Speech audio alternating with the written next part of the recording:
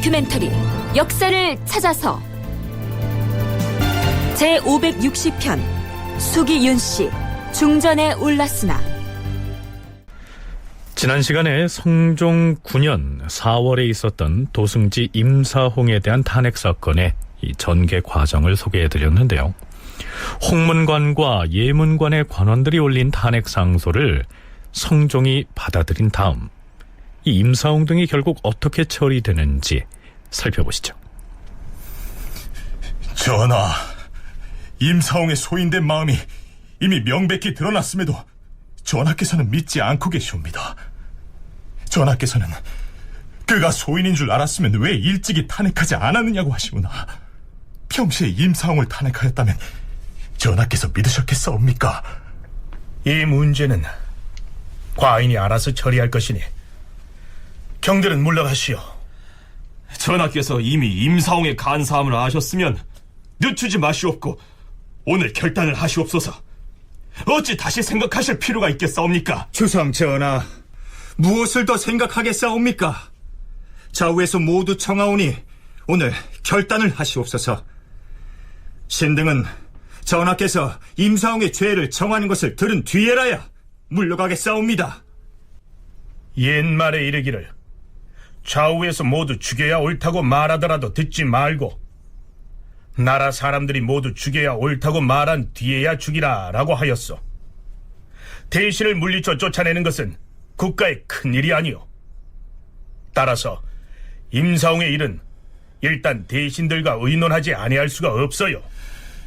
전하, 대간과 시종하는 신하들이 모두 버려야 옳다고 하온데 어찌 대신들에게 꼭 다시 물어봐야 하겠사옵니까? 그대들은 과인이 임사홍을 옹호한다고 생각하시오. 임사홍의 거취를 오늘 결정할 수 있을 터인데도 전하께서는 알았다고만 하시니 나중에 다시 아랠지라도 역시 오늘과 같을까 두렵사옵니다. 임사홍의 간사함은 신들이 앞에서 충분히 논하여서 전하께서도 이미 아셨사온데 어찌 다시 논변을 하겠사옵니까? 단지 임사홍을 죄주도록 청할 뿐입니다. 알았소. 그렇다면 과인이 장차 임사홍을 국문할 것이오. 주상 전하, 신의 생각으로는 먼저 임사홍의 벼슬을 파면시키고 나서 국문하시옵소서. 전하, 이 국문이란 것은 의심스러워서 그 실정을 알아보기 위해 묻는 것이온데 임사홍은 그 죄상이 이미 드러났사오니 다시 국문할 필요가 있겠사옵니까? 만일 국문을 하여서 임사홍이 나는 간사하지 아니하고 소인도 아니다 이렇게 말하면 그의 허물을 용서하시겠사옵니까? 자, 여기서 잠깐. 실록의 기사만을 보면 홍문관 관원들과 대간은 집요하게 임사홍을 끌어내리려 하고 있고요. 성종은 어떻게든 이 임사홍을 보호하려는 것처럼 보이는데요. 실제로 그랬을까요? 이것을 알아보기 위해서는 이보다 20여일 전에 성종이 이심원과 나눈 대화를 상기할 필요가 있습니다. 이심원은 왕실 종친의 일원이죠. 경연에서 성종이 이심원에게 묻습니다. 그대가 올린 상소문 중에서 다른 것은 다 이해하겠는데 세조조의 훈신을 쓰지 말라 이 말을 과인은 이해하지 못하겠다. 전하께서 신의 말을 듣고자 하신다면 바로 없건대 친대를 허락하시옵소서. 좋다. 과인이 선정전으로 갈 터이니 따라오도록 하라. 예, 주상 전하. 자, 오늘 경연은 이만 파하겠소. 성종은 선정전에서 심원을 독대하는데요. 이 심원이 이렇게 말합니다. 전하, 왕조를 창업하는 임금은 그 목표가 성공하는 데 있으므로 비록 한 가지의 제의를 가진 자라도 모두 거두어 쓰지만 수성하는 임금은 이와 달라서 모름지기 재주와 덕이 겸비된 사람을 쓰는 것이옵니다. 세조조에는 단지 한 가지 재주만 있는 자라도 단점은 눈 감아주고 장점은 헤아려서 모두 임용하여 싸우며 그들을 또한 공신으로 책봉하였으므로 모두 훈신이 되었사옵니다. 바로 그 훈신들이 지금도 모두 조정에 남아있사온데 그 훈신들이 모두 어질기만 하겠사옵니까? 만약 그 어질지 못한 자가 죄를 범한다면 훈신임에도 불구하고 벌을 내리시겠사옵니까? 그래도 지금의 대신들은 모두 세조조의 훈구 대신들인데 이들을 버린다면 장차 누구를 쓰겠는가? 신은 옛 신하들을 모두 쓰지 말라는 것이 아니옵니다. 그 가운데 재주와 덕을 겸전한 자는 쓰시고 어질지 못한 자는 쓰지 마시라는 것이옵니다. 또한 잘 찾아보면 숨어있는 영웅 호걸들이 많사옵니다. 비록 옛 신하는 아닐지라도 어찌 쓸만한 사람이 없겠사옵니까? 잘 알았느니라. 과인이 마땅히 참작해서 헤아릴 것이다. 왕실의 종친인 이심원이 이렇게 말하고 나갔는데요. 도승지 임사홍이 그 말을 엿듣고서 바로 들어와서 아뢰입니다. 전하, 신의 생각으로는 조정에서 사람을 쓸 때는 모름지기 기로와 구신을 써야 한다고 생각하옵니다. 선대 임금의 옛 신하들이 설령 작은 허물이 있을지라도 마땅히 너그러이 용납하여 한가로운 자리에 두고 국정에 참여하게 함이 가할 것이옵니다. 물론 큰 허물이 있으면 법으로 다스려야 할 것이옵니다. 조금 전에 전하와 독대한 이심원은 옛 글을 조금 읽었을 뿐이고 시기에 맞춰 대처하는 방법을 알지 못하는 위인이오니 진실로 어리석고 망령된 사람이옵니다. 심원이 상소문을 올렸기에 불러서 그 취지를 물어보았을 뿐이요. 그리고 심원이 한 말은 모두 옛 유학자들이 설파했던 그저 범론이었지. 다른 뜻은 없었어. 그러니까 이심원은 세조 시절에 공을 세웠다고 해서 공신으로 책봉됐던 훈구 대신들 중에 덕이 없는 사람들은 쫓아내고 신진들 중에서 인재를 발탁해서 쓰라고 하는 내용의 이 상소문을 성종에게 올렸고요. 성종 역시 그를 따로 불러서 물어볼 정도로 관심을 보였던 것입니다.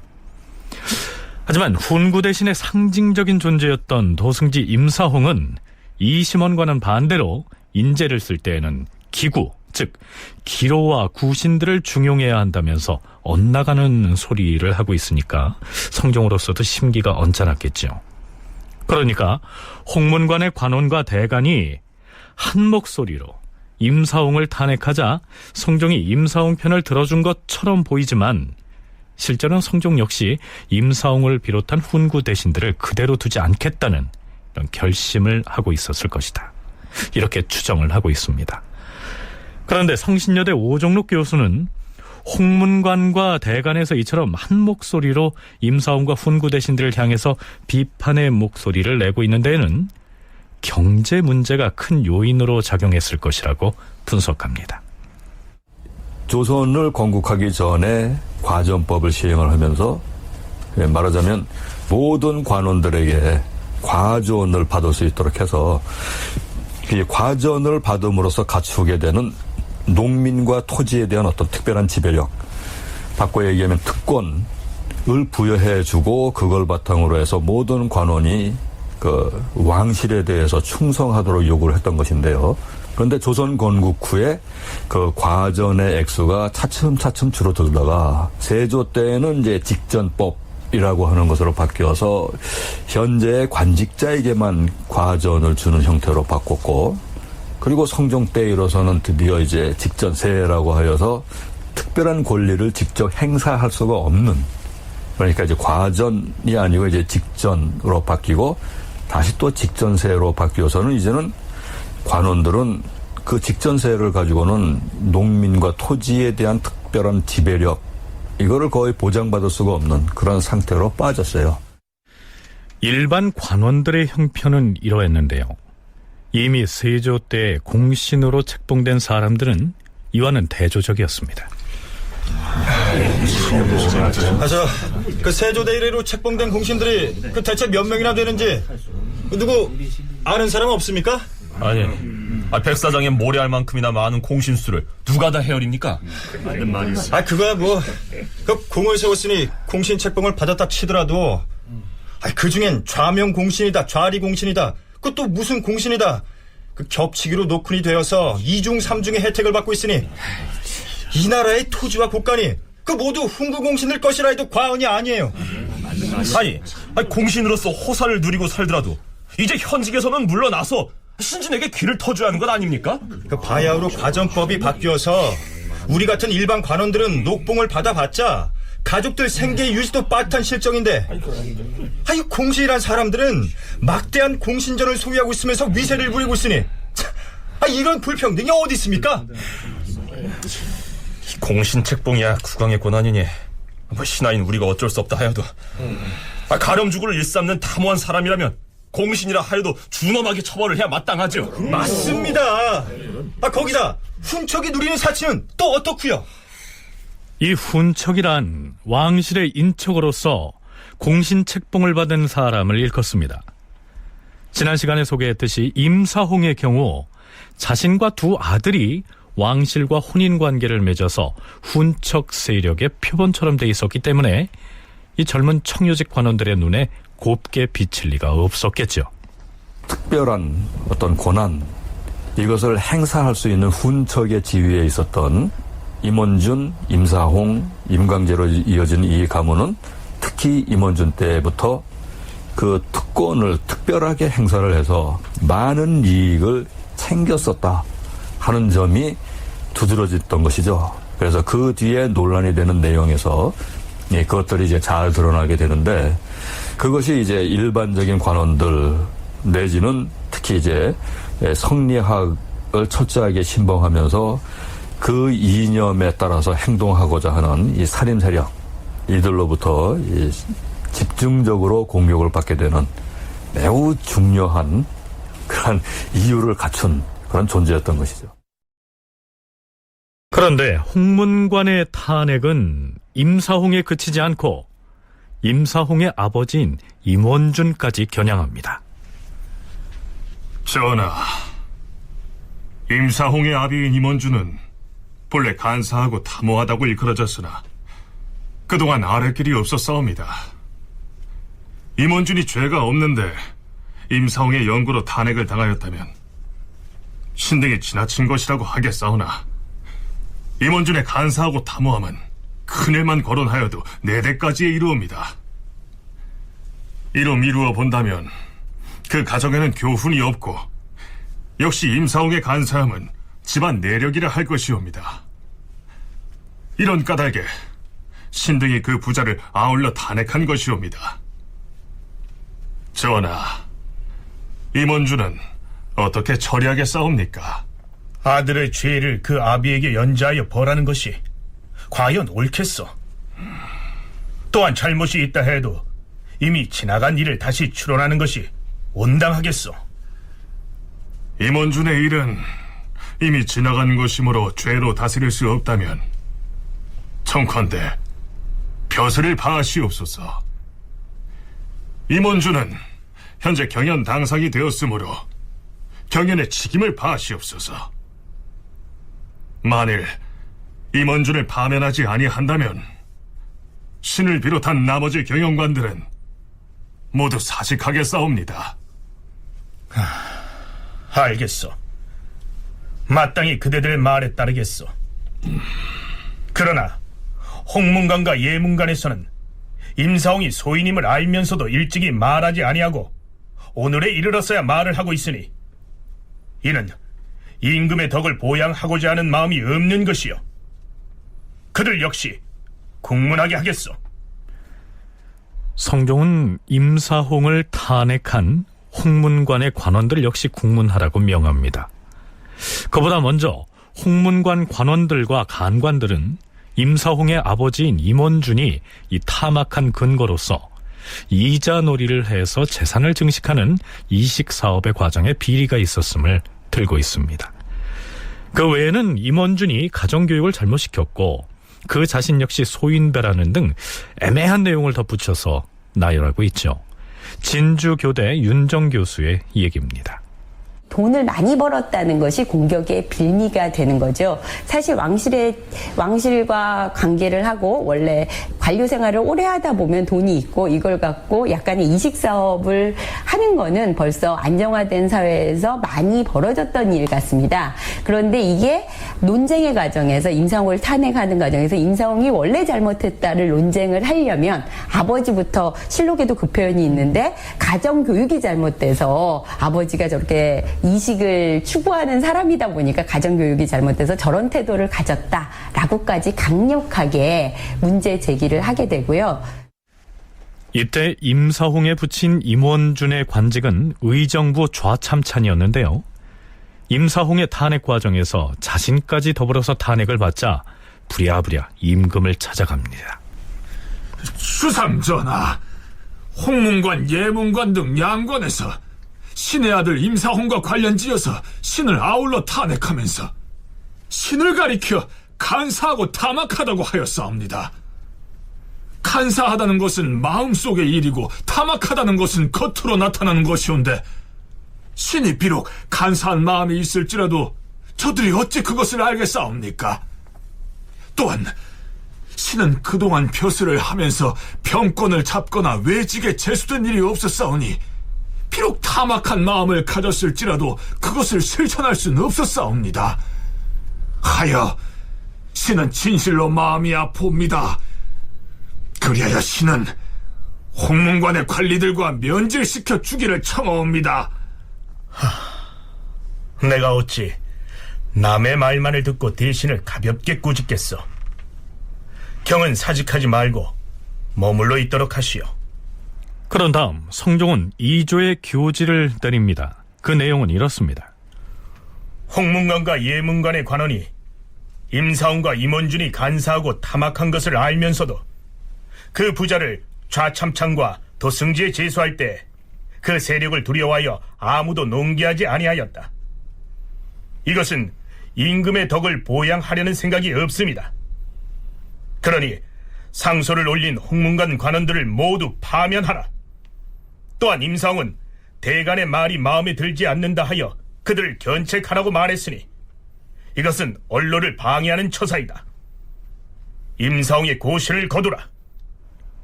이때까지만 해도 성종은 임사홍을 관직에서 배제하는 선에서 그의 탄핵 사건을 무마하려고 했던 것 같은데요. 그런데 이 즈음에 새로운 사실이 밝혀집니다.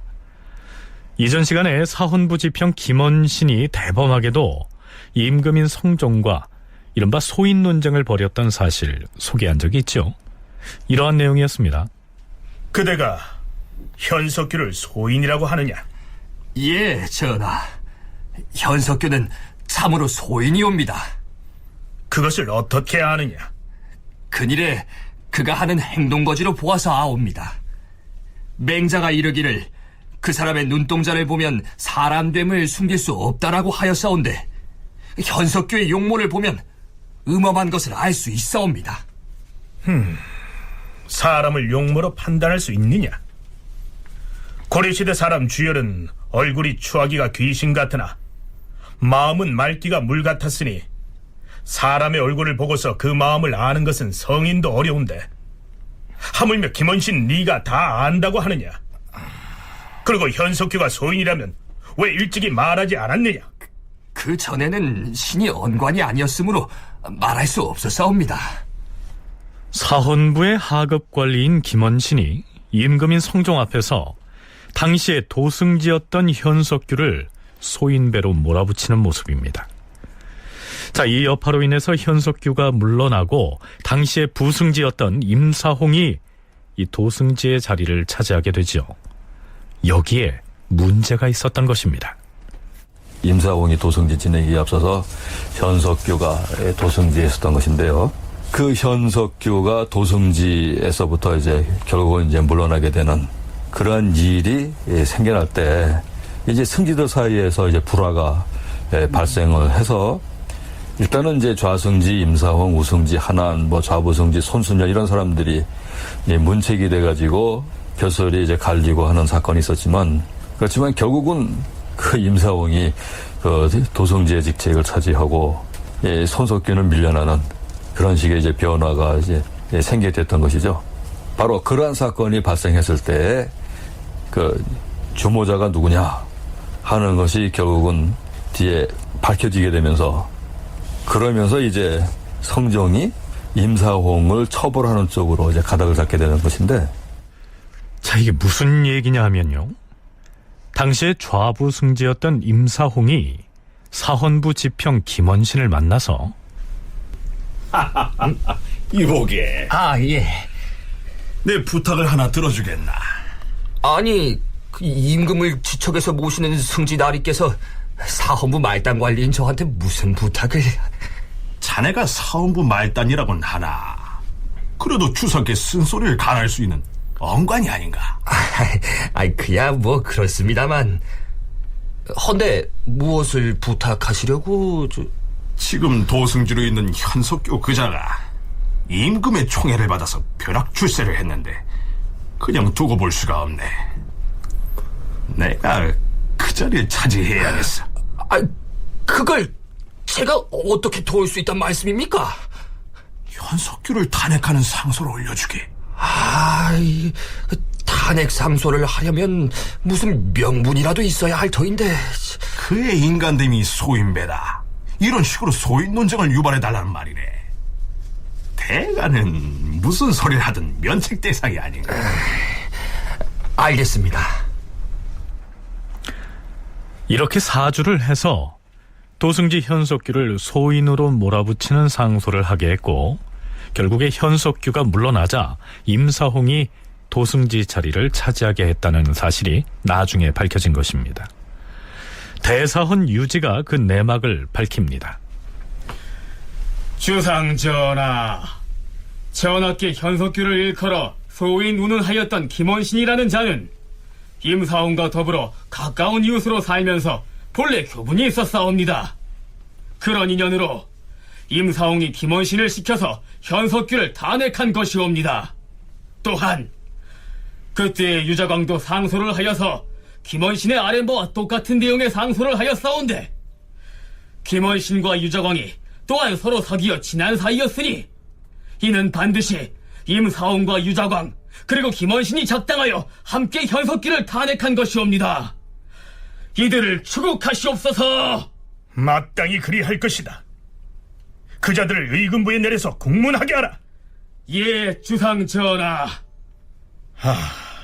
사람 됨됨이를 알기가 심히 어렵구나.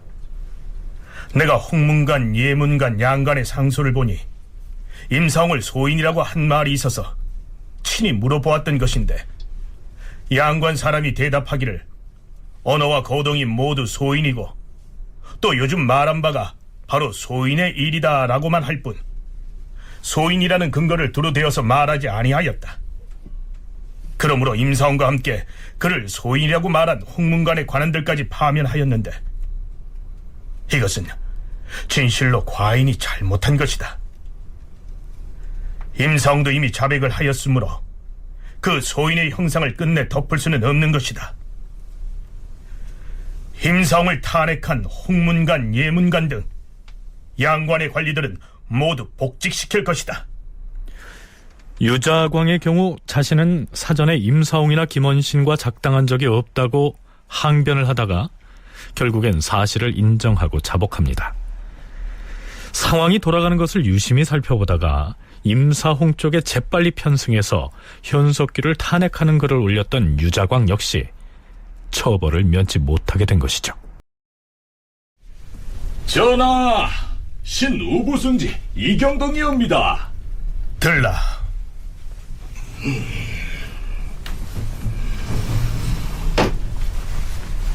전하, 의금부에서 알려온 바에 따르면 유자광이 임사홍의 지시를 받고 김원신과 부안해동하여 상소했다는 사실을 이미 자복하였사온데 오직 김원신만이 아직 불복한다 하옵니다. 그런 소인배는 조정에 있을 수 없으니 비록 죽는다 해도 무엇이 해롭겠는가. 고문을 하더라도 실정을 알아내도록 하라. 그리고 어떤 사람이 신에게 작은 쪽지를 주기에 펴봤사온데 바로 임사홍이 옥중에서 지은 시였사옵니다. 그 시에 무엇이라고 했는가? 임사홍이 의금부의 감옥에서 지었다는 시는 그 내용이 이렇습니다. 임금의 은혜는 바닷물처럼 깊었네. 마침내 터럭만큼의 보답도 못하고 부질없이 임금의 마음을 저버렸네. 아들의 죄로 아비까지 욕을 당하니 흰머리에 서리가 침노하도다. 잠자코 생각하고 때로 허물을 자책하니 유림을 더럽힌 것이 심히 부끄럽네. 얕은 지식은 표주박으로 바닷물을 헤아리고 둔한 재주는 절름발이가 수레바퀴를 끄는 듯하네. 깊은 물에 다다라 오직 두려워할 뿐 몸을 어루만지니 쓰라림만 더하네. 대개는 이러한 내용입니다. 다 듣고 난 성종은 이렇게 한마디 합니다. 임사홍 이자가 이제야 제 잘못을 아는구나. 자, 이제 임사홍 등은 의금부에 갇힌 채로 중벌을 기다리고 있는 처지가 됐는데요. 임사홍의 처지를 매우 슬퍼하는 여인이 있었습니다. 임사홍의 며느리 정숙공주였습니다. 이 정숙공주는 시아버지의 소식을 듣고는 삼전을 찾아갑니다.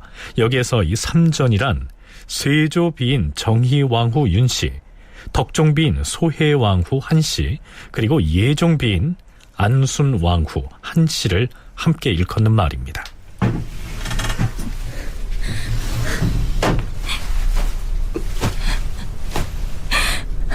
대비마마, 소녀는 어찌하면 좋사옵니까? 공주의 마음을 어찌 모르겠느냐. 하지만 진정하라. 대비마마, 제 시아버님을 좀 살려주십시오. 혼인한 일에 친아버지처럼 의지해왔사온데 듣자 하니 중죄로 다스려질 것이라 하오니 이 애를 어쩌면 좋겠사옵니까? 알겠다. 할미가 조상께 말을 잘해볼 터이니 너무 상심하지 말거라.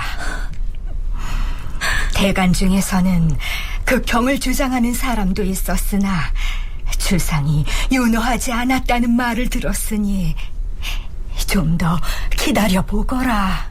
망극하옵니다, 대비마마. 자, 이렇게 되자 성종 역시 고민이 됐겠죠. 성종은 경연에 나가서 신료들과 임사홍의 죄를 경감해주는 문제를 놓고 의견을 나눕니다. 과인이 듣건대 정숙공주가 일찍이 예종을 여의고 시아비인 임사홍을 친아버지와 같이 의지하고 일찍이 아버지라고 불렀다고 전해 들었어. 그만큼 의지하고 중히 여겼는데 지금은 정숙공주가 밀성군의 집에 기거하면서 임사홍의 일을 듣고는 슬피 울며 먹지도 아니한다 하니 큰 병이 날까 걱정이요.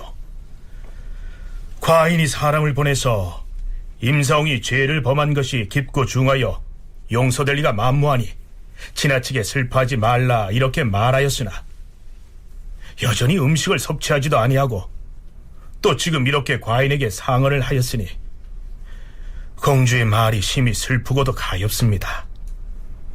하여 과인은 임사홍의 형장을 면제하고 속해주려고 하는데 경들의 의견은 어떠하오? 그러니까 이때 임사홍은 사형을 면하고 곤장을 맞아야 하는 태형을 언도받았는데요. 그것마저 아예 면제해줬으면 좋겠다, 이러한 얘기입니다. 그러나 신료들의 반응은 호락호락하지 않습니다. 전하, 공주께서 슬퍼함은 진실로 가엾고 민망스러우나 이미 사형을 면케해 주신 것만 해도 전하께서 지나치게 큰 은혜를 내리신 것이옵니다. 하온데 형장을 가볍게 해줄 수는 없사옵니다.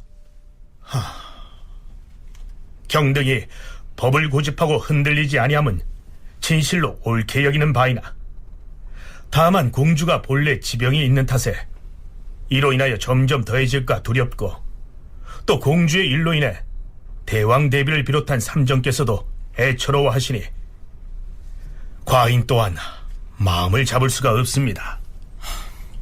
하오나 전하, 일시의 온정으로 인하여 법을 굽혀서는 결코 아니 될 일이옵니다. 결국 임사홍은 형장을 면제받고 귀양 가는 쪽으로 정리가 되는데요. 공주의 눈물이 통했는지요, 가산도 정몰당하지 않고 그대로 유지됐습니다. 임사홍은 반역 주인이 아니다. 또한 또 율문에 패서인 한다는 조항도 없다. 그런데 어찌 가산을 정몰하겠는가? 다만 유자강 이자는 공신적에서 삭제하라. 예종의 딸인 공주가 굉장히 슬퍼한다거나 특히 임사홍의 부인 효령대군의 손녀가 부당함을 상소까지 하는 글들이 성종실록에 길게 남아있는데, 특히 성종의 경우에는 예종의 후계자로 입후돼서 예종의 후계자로 들어온 상태에서 예종의 딸의 아버지처럼 믿고 있다는 임사홍을 전면적으로 또 무시할 수 없는 신하들의 의견이 아무리 그러해도, 특히 예종비가 살아있는 상태에서 무시할 수 없는 각각의 부분들이 중첩되어 있는 것 같습니다. 홍문관과 대간의 탄핵을 받아들여서 임사홍 등을 쳐냄으로써 성종은 비대해진 훈구 세력에게도 국왕으로서의 권위를 일정 부분 과시했고요. 대비인 정희왕후와 공주 등의 간청에도 불구하고 임사홍을 끝내 유배형에 처함으로써 대비를 비롯한 왕실 세력에게도 이제부터는 독립적으로 왕권을 행사하겠다는 의지를 표명했다고 볼 수 있습니다. 드디어 성종 9년 5월 8일, 드디어 성종이 최종 언도를 내립니다. 임사홍을 의주에, 유자강을 동래에, 박효원을 보령에, 김원신을 강계에 유배하고 김맹성을 고령에, 김계를 강진에 유배하노라. 박효원과 김원신은 장형을 가하고 나머지는 모두 방면하라. 그렇다면 이후 임사홍은 어떻게 됐을까요? 임사홍이 성종의 최측근에 있다가 쫓겨나게 되지만은 죽음을 면했습니다. 그런데 임사홍은 그 가문이 왕실과 긴밀한 관계에 있다는 점이 매우 중요합니다. 효령대군, 그 다음에 예종, 성종 이렇게 해서 겹으로 이 혼인관계에 있는 그런 이 가문이라고 하는 사실을 고려하면은 성종이 죽고 나면 임사홍은 언제든지 매우 중요한 그 자리에 다시 오를 수 있게 되었다 하는 걸 뜻합니다. 그래서 임사홍에 대해서 죽여야 한다는 주장이 강력하게 제기가 되었던 것도 그 때문이라고 봐야 할 텐데, 결국은 연산군 때 임사홍이 롤백을 하는 거죠. 성종이 이때 임사홍을 처형하지 않고 유배형에 그쳤기 때문에 임사홍은 연산군 때 다시 조정에 복귀합니다. 이후로도 임사홍은 연산군으로 하여금 패악한 행동을 하도록 부추기는 간신의 역할을 하게 되는데요. 성종의 너그러운 처벌이 오히려 뒷날의 화를 키운 셈이죠. 연산군을 부추겨서 중요한 못된 짓을 하도록 만들게 되는데, 근데 이때 결국은 사형을 시키는 데 성공하지 못했다 하는 것이 뒤에 그런 이제 빌미가 되었다라고 봐야 되겠고요. 그 한편 이제 홍문관이라고 하는 걸 놓고 보면은 일단은 이 성종의 최측근에 있던 임사홍을 쫓아내는 데에는 성공했다 하는 것 때문에 홍문관, 그리고 아울러서 사원부 사관원, 즉 언론 3사의 위상이 전보다는 어느 정도 강화되었다라고 할 수 있습니다. 그렇지만 아직 훈구 세력의 힘과 견줘서 재본다면은 그 위상은 여전히 좀 딸렸다, 취약했다라고 봐야 되겠습니다. 하늘에서 흑비가 내린 것을 하늘의 경고로 볼 것이냐 아니면 무시할 것이냐를 시발로 해서 훈구 대신과 신진기의 사이에 복잡하게 전개된 이 갈등과 다툼은 일단은 이렇게 마무리가 됩니다. 물론 이러한 갈등과 파열음은 뒷날 사림 세력과 훈구 세력의 대립으로도 이어집니다. 무엇보다 세종 시기에 집현전을 부활한다는 취지로 홍문관이 출범함으로써 기존의 사헌부, 사간원과 더불어서 뒷날 언론 3사로 기능을 하게 된다는 점 또한 큰 의미를 지닌다고 하겠습니다.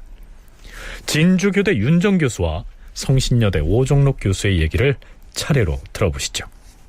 새로운 조직 홍문관이 만들어졌는데 이게 결국은 앞에 현석규의 탄핵에 이어서서 임사홍까지 탄핵하는 성과를 보인 거죠. 이렇게 되니까 기존의 구조, 세조 때 이래의 구조가 아닌 대간에도 힘이 실리는 구조가 만들어지고 아주 복잡한 구조 속에 있었던 성종에게도 자신이 유지하는 정책을 펼칠 수 있는 여지가 생긴 거죠. 특히 법적 어머니인 예종비라든지 그다음에 실제 자기에게 왕위를 물려준 정의왕후에게도 신하들이 이렇게 연합을 해서 반대를 하는 모습들을 보여주면서 이 정도의 수습까지는 가능하다. 공주가 굉장히 걱정을 해도 이거는 자를 수밖에 정도 없는 정도의 성종이 실제 정책을 좌지우지할 수 있는 권한이 좀 늘어난 결론을 맺은 것 같습니다.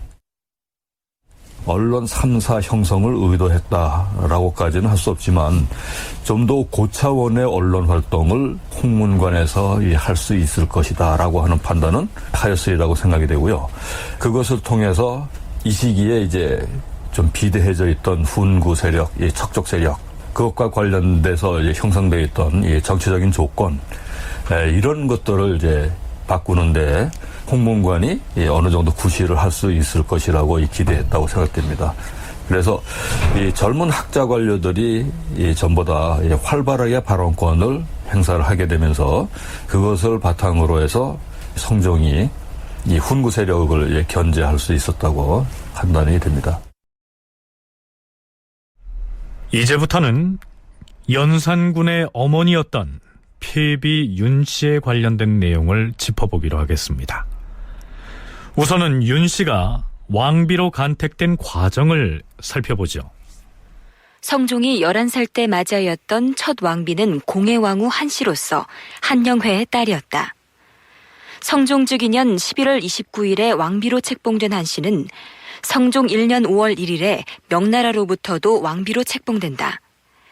그러나 한씨는 성종 5년에 자식을 생산하지 못한 채 19의 나이로 돌연 사망하였다. 이때 성종의 나이 18이었다. 이후에 성종은 2년여 동안 중궁을 비워둔 채 지냈죠. 그리고 성종 7년 7월 11일 대왕 대비인 정희왕후가 의정부 대신들과 육조 참판 그리고 대간을 불러놓고 전교를 내립니다. 오랫동안 중궁이 비어 있었다. 하여 이제 나는 대비로서 종전의 위호를 정하여서 위로는 종묘를 받들고 아래로는 국모를 삼으려고 하는 바이다. 숙이 윤 씨는 평소 주상께서도 중히 여기는 바이며 나의 의사도 또한 그가 적당하다고 여긴다. 윤 씨는 평소에 허름한 옷을 입고 검소한 것을 숭상하였으며 하는 일마다 정성과 조심성으로 매사를 대하였으니 이로써 대사를 위촉할 만하도다. 윤 씨가 나의 이러한 의사를 알고서 사양하기를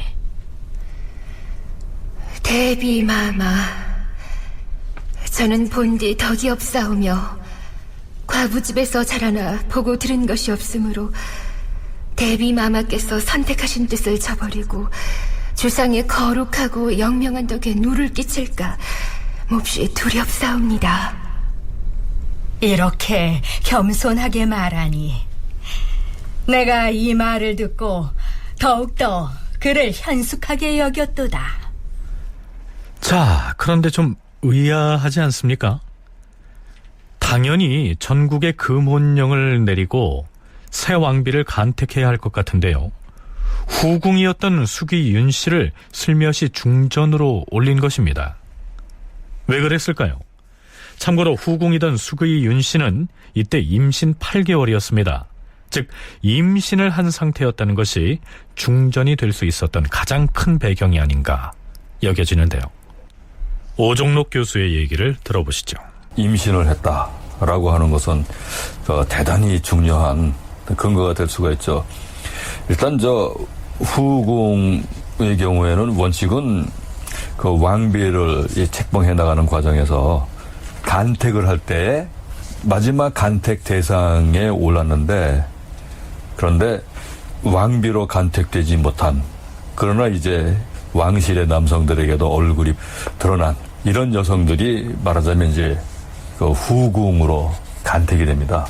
그래서 대체로 이제 후궁의 위치에 있는 사람들도 가문이 어느 정도 수준 이상은 다 되는, 그리고 그와 관련해서 교육도 어느 정도 이제 되었다고 판단을 할 수 있는 그런 사람들이기 때문에 실제로 이제 후궁에서부터 올라가서 왕비가 되는 것이 가능했다고 봐야죠. 어찌됐든 성종이 20살 되던 성종 7년 8월 9일 창덕궁 인정전에서 왕비 책봉 의례가 거행됩니다. 임금이 인정전에 나아가서 왕비 책봉에 대한 교명을 내렸다. 과거 현명한 임금이 국사를 다스림에 있어서 반드시 내치를 먼저 했던 것은 그 근본을 바르게 하기 위함이다. 과인이 어린 몸으로 대통을 이어받아 영구히 감당해야 할 중한 책임을 생각하건대 반드시 안에서 보좌하는 현명한 사람의 도움에 힘입어야 하는데 중궁의 자리가 빈 지 여러 해가 되었도다. 이에 대왕 대비께서는 현숙한 자를 간택하여 내정을 총괄하게 해야 한다고 하시었다. 그대 윤씨는 일찍이 덕행으로 간선되어서 오랫동안 궁궐에 거처하면서 정숙하고 신실하며 근면하고 검소한 데다 몸가짐에 있어서는 겸손하고 공경하였으므로 대비전의 총애를 받았도다. 이에 예법을 거행하여 왕비로 책봉한다. 천지의 자리가 정해지면 만물이 생육되고 임금과 왕후의 덕이 합하면 만물이 화합할 터전이 이룩되도다. 마땅히 은총의 칙명을 받들어 시종 한결같은 덕으로 공경할지어다. 책봉 교명을 받은 중전 윤씨도 전문을 올려서 사은합니다. 중궁의 귀한 자리가 그릇되게도 덕이 모자란 이 몸에 미치었사옵니다.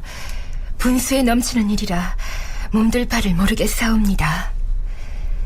삼가 생각하건대 성품이 용렬하고 문벌이 미천하여 계명의 경계함이 없었는데도 4년 만에 정일품 내명부에 빈이 되었사온데 어찌 또다시 은총이 저에게 내릴 줄을 기대하였겠사옵니까? 삼가 장하고 아름다운 일은 예로 인하여 일어나고 교화는 가까이로부터 베풀어지옵니다. 하늘은 반드시 땅에 힘입는 것이옵니다.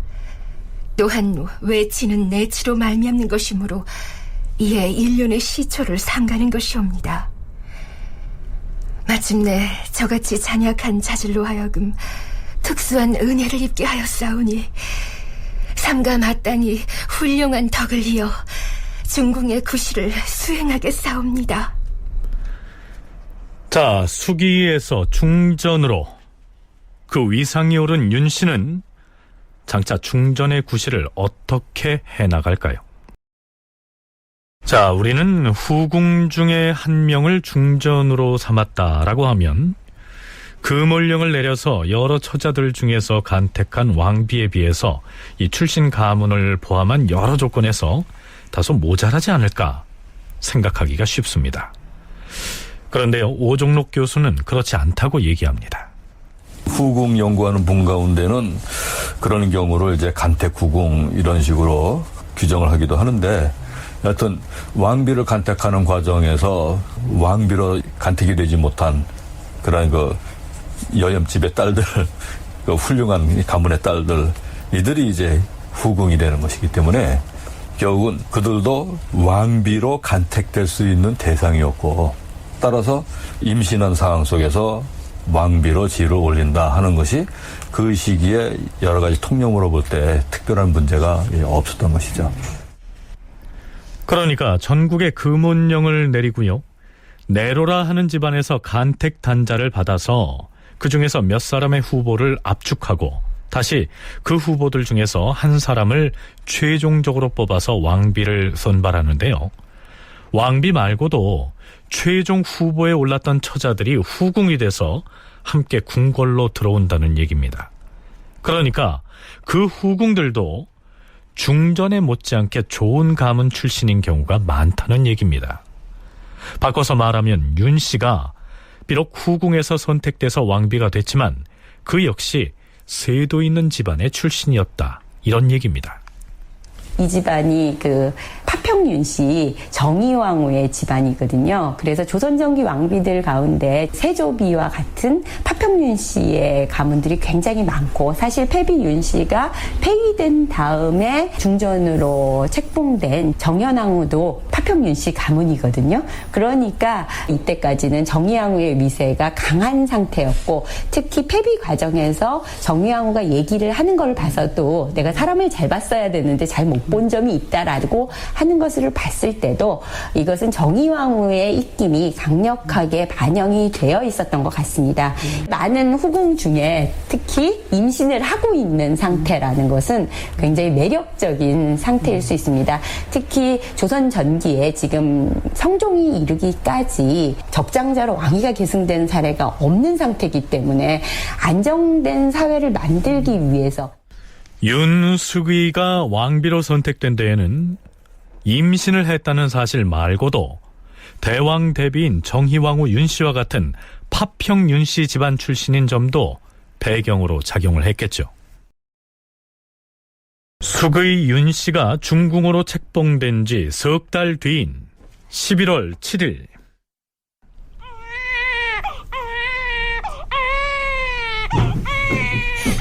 중전 마마께서 순산하시었사옵니다. 마마께 없어 왕자님을 생산하시었사옵니다. 원자이옵니다. 경하드리옵니다, 주상 전하. 경하드리옵니다, 주상 전하. 원자가 탄생하였다. 도승지와 우승지 등이 선정문에 나아가 아뢰었다. 주상 전하, 문종과 예종은 모두 궁궐이 아닌 잠조에서 탄생하시어서 오늘과 같은 경사는 있지 아니하였사옵니다.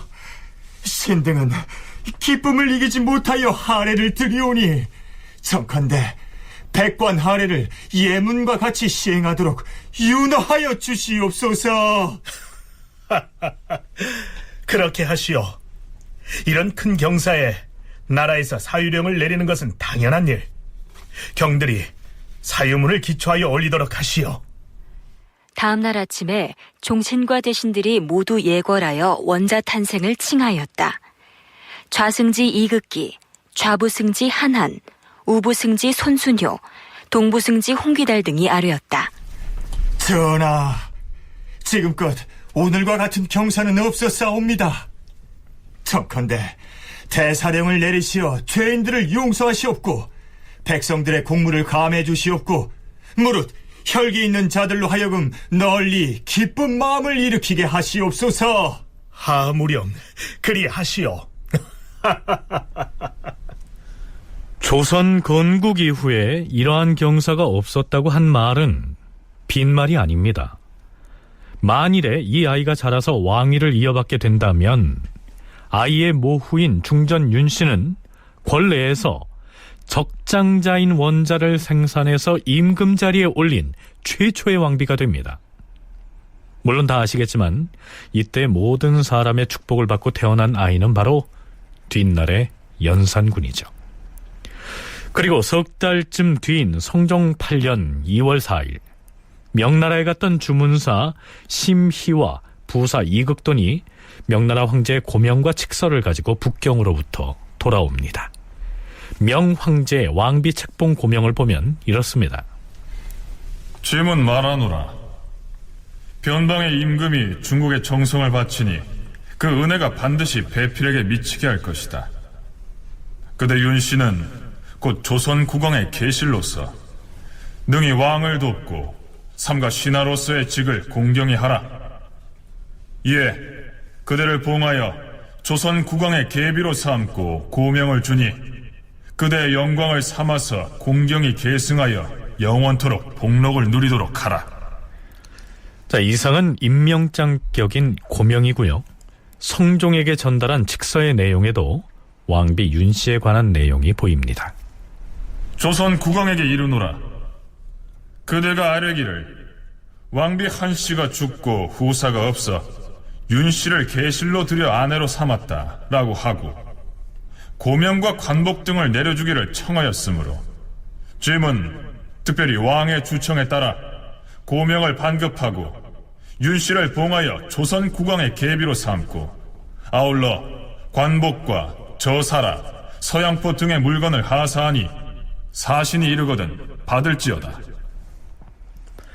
당당하게 원자를 출산했고 중전이 되자마자 매우 신속하게 중국 황제로부터 왕비 책봉의 고명까지 받았으니까요. 그의 행로가 순탄하기만 했다면 이 중전 윤씨는 이때까지의 조선의 왕비 중에서 가장 강력한 중전이 될 요소를 모두 갖추었습니다. 그런데 원자가 탄생한 지 겨우 100일 남짓 지난 성종 8년 3월 29일 내명부의 가장 큰 어른인 대왕대비 정희왕후가 문무백관에게 언문으로 작성한 문서를 보내서 이렇게 말합니다. 세상에 오래 살다 보면 보지 않을 일을 보게 된다.